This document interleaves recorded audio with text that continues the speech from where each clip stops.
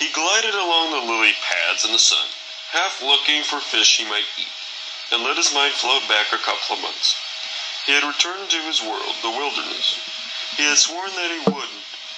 Once he'd gone back to civilization. Even when he found out that once he was 16, he would actually quit school if he wanted to, and had his parents' consent. But he didn't want to do that because he had discovered that there was this incredible thing that happened with study. You learn things. It sounded dumb when he thought of it. Kind of like, duh, really, no kidding. But before the plane crash, so much of his schooling had been simply getting by, trying to learn enough just to pass the test and never really knowing anything. When he'd gone back, he started to run into things in books. That was how it had happened at first. He had been in the bush and survived with only a hatchet, because he had begun to try to learn about things that happened to him. Basic things, even idiotic things.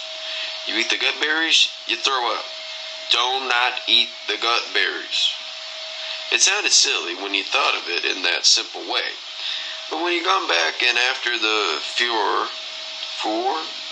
over his survival was finished, and all the television and media hype was done, and all the doctors had examined him to make sure he was all right, he tried to get his life back to normal. But he never really had, of course, because he had been in a place so completely different. He found that he was looked at everything the way he had in the bush, when his decisions were a matter of life or death. If a teacher handed him a history book, he didn't just scan it and learn the dates of the Battle of Gettysburg or when Alexander Graham Bell invented the telephone. He had a great thirst to understand, to know things as he'd known them in the bush. To know.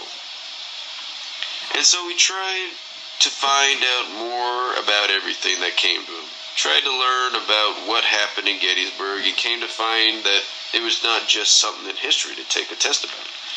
It was an appalling battle where over 50,000 American soldiers were slaughtered in 3 days of horrendous fighting, and so thick were the bullets flying at each other that you could still find bullets swaged together because they hit each other in flight and fell to the ground.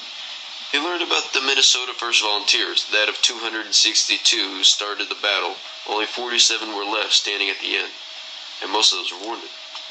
And Alexander Graham Bell didn't just invent the phone. He was actually trying to find a way to help deaf children communicate with their parents, and he became very close to inventing the airplane before Wilbur and Orville Wright. Brian learned these things. He knew. And though he had come back to the bush now because he couldn't be with the people back in civilization, and because he knew he would probably never fit in, he did not hate school or the concept of studying and learning.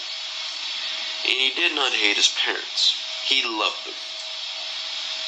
He'd wanted to see if there was some way he could make the two worlds work together. But he could not. The world was ugly to him and was filled with awful tastes and smells of people who already wanted what he thought were the wrong things. Wanted just that. And money, and the right cars, and the right girls, and the right clothes. At first, he could somehow tolerate how they lived, and he tried to find out a way to make it work for him as well. But at the end of 2 years, he simply could not stand it. He had reached some saturation point where he could not watch television, could not listen to discordant, loud music, could not stand traffic noise, hated the fact that it was never dark at night, and he couldn't see the stars because of city light. He went into a state of overload and a kind of shock and open disbelief that people could actually live or pretend to live the way he did. So, he had worked out a way to homeschool on his own up here. He had brought some paperback textbooks with him, one on history, another on math, one on nature and biology. He already found some errors in that one, especially concerning how animals think, or even if they do, clinically think. several books of literature, and of course his Shakespeare, and he promised his parents in the school that after he studied them, he would take a test to prove he knew these things. And then the next year, they might try more books and more tests. This procedure wasn't openly accepted, but the school authorities gave him credit for surviving 54 days with nothing but a hatchet. They acknowledged that it showed an ability to learn. Everyone was trying to be flexible because it was clear that he really did want to learn. There, he stopped, back-paddled the canoe until it didn't move. Under a lily pad, lying still, like a small green log, was a large northern pike, 4, maybe 5 pounds. In some dumb fishing magazine he'd seen in a doctor's office, he read an article that said northern pike were not good to eat because they had a series of floating Y bones down their sides that made it so you couldn't fillet them, couldn't cut sticks off and sides of them very easily.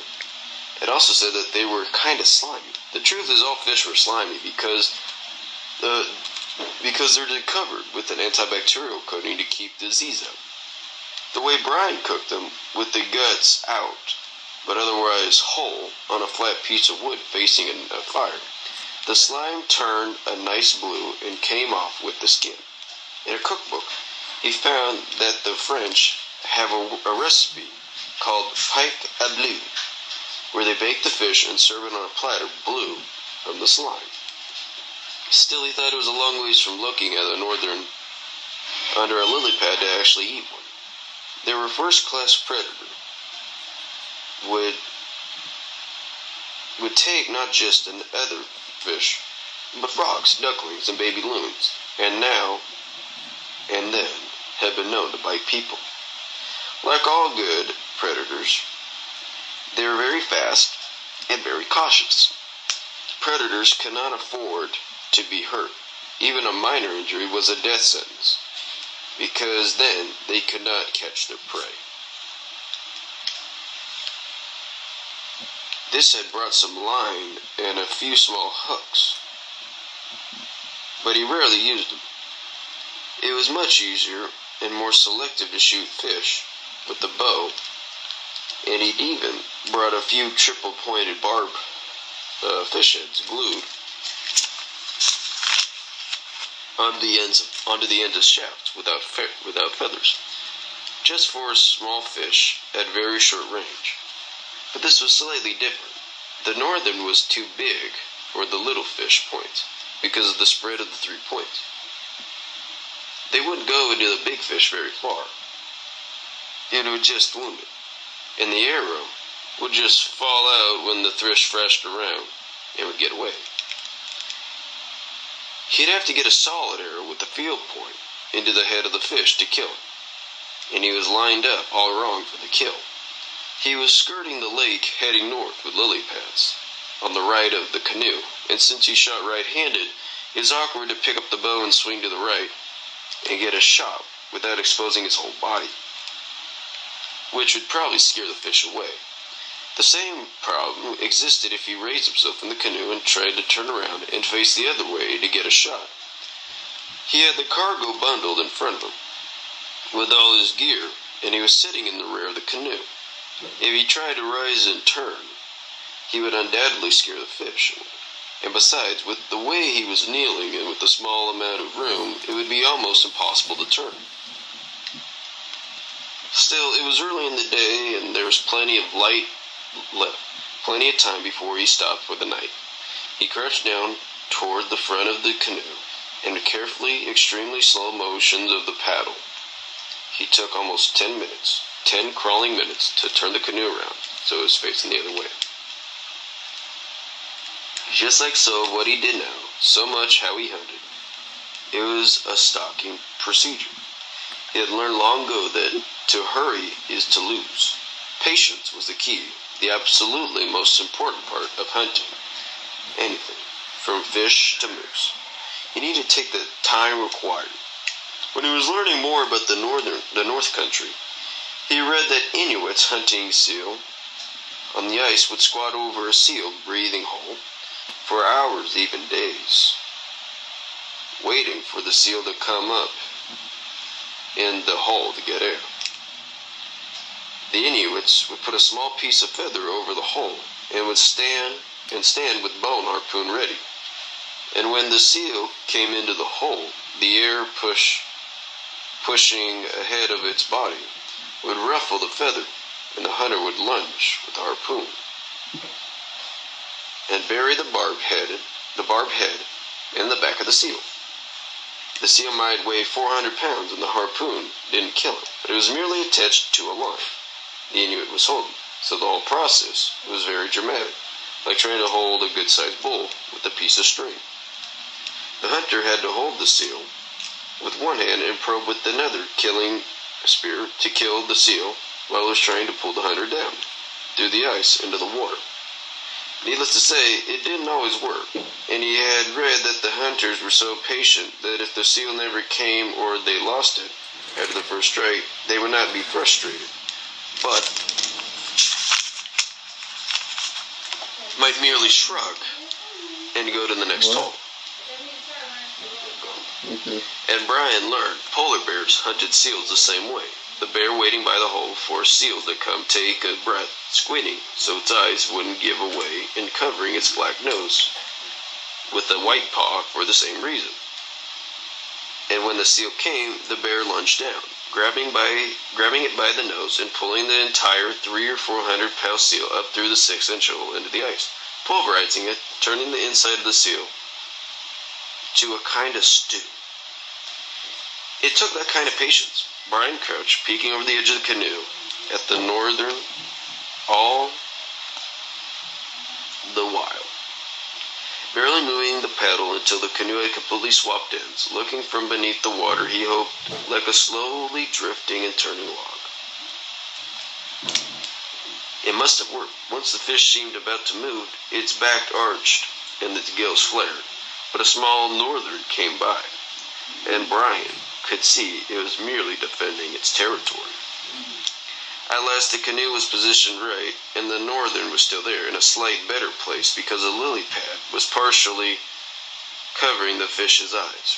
The bow was strung, and still crouched forward. Brian gently slid a wooden arrow out of this quiver, and placed it across the bow, and knocked it onto the string, and put his left hand on the handle, and raised the bow even with the gunwale of the canoe.